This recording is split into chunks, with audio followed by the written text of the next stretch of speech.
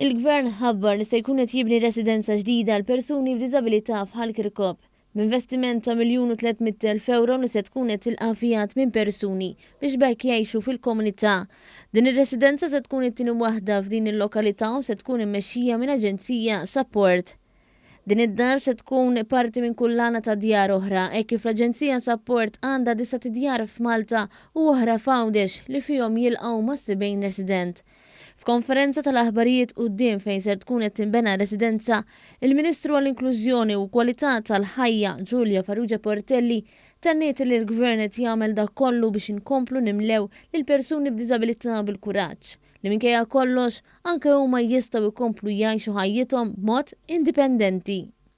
Dan l-investiment se jkun ifisser li ser ikonna raħal ieħor Ħall Kirkop li se jibgħat messaġġ b'saħħtu favur l-inklużjoni. Din se tkun smart home b'investiment ta' €1.3 miljun li lan tiegħu huwa li naraw 8 persuni oħra b'diżabilità jgħixu fil-kunċett ta' familja fil-qalba tal-lokal.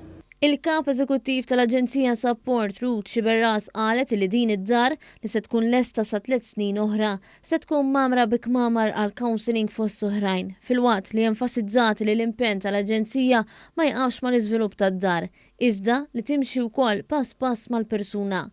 Minkejja li hemm xi residenti li jerġgħu jmorru għand il-familji tagħhom oħrajn jibqgħu jgħixu f'dawn ir-residenzi b'mod permanenti.